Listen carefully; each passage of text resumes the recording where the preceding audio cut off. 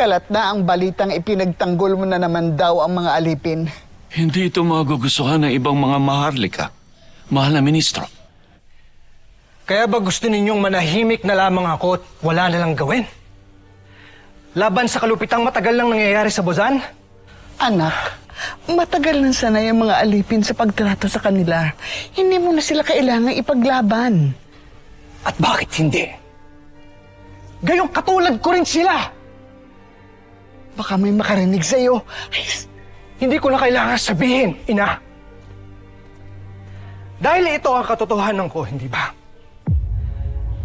Nawala akong sungay. Nagaling din ako sa lahi ng mga alipin, kagaya nila.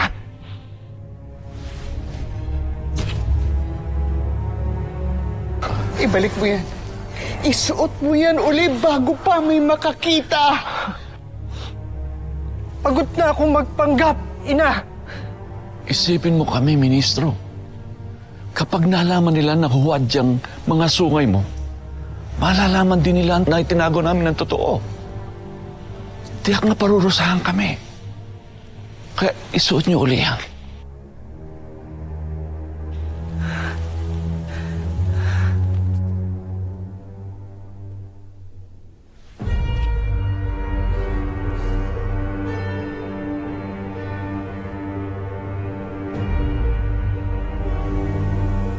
Rosalia?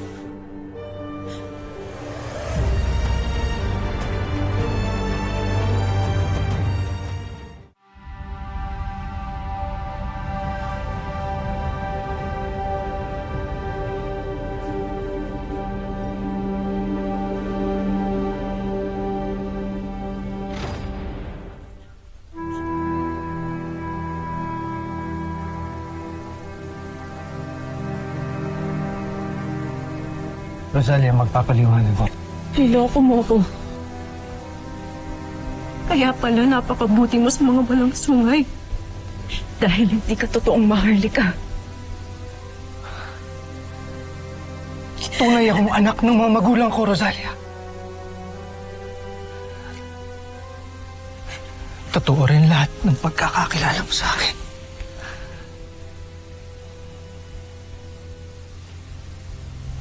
Maliban dito.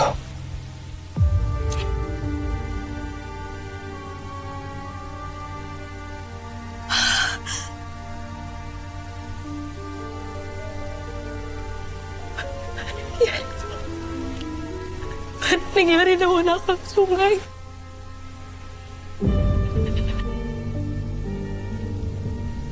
Kailan niyo pa tinago ang totoo? Mula nung isinilang ako.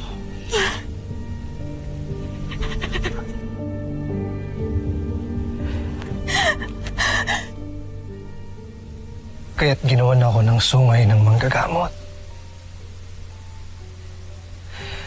Huwad na sungay na isinuot ko hanggang sa aking pagtanda. Nang sa gayon ay hindi magiging alipin ang turing sa akin ng lahat.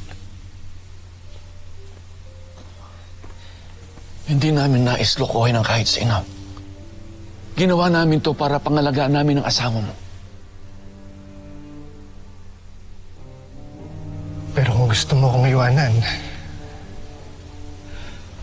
o kaya gusto mo akong isuplong, hindi kita pipililan.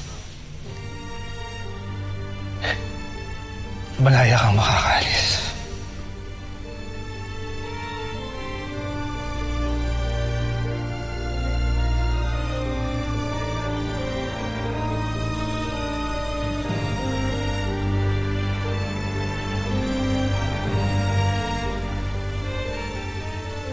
Kailanman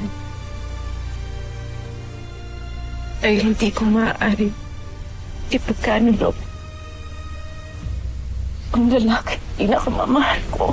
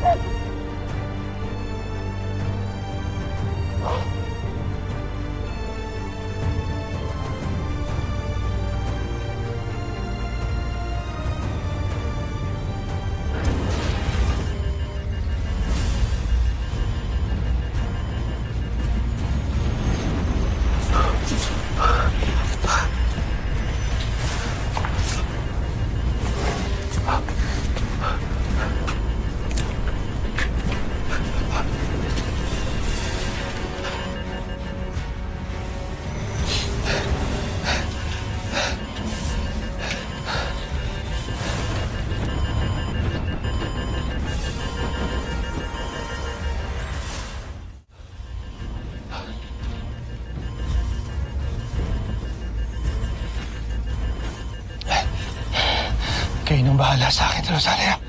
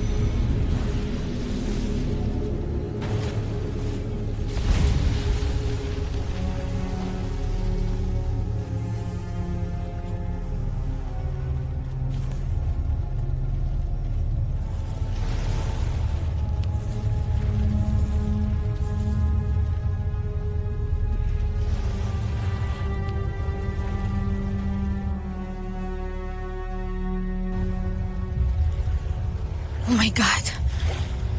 It's true. May mga aliens nga. Call Coast Guard.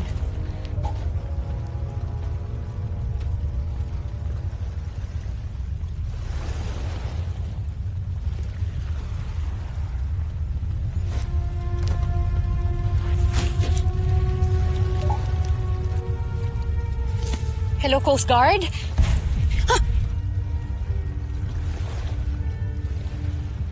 Ekdan. Ekdan. Okay ka lang ba? Gertrudein. Guys, buhay inside.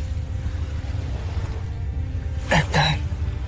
Hindi kita naiintindihan. Anong sinasabi mo?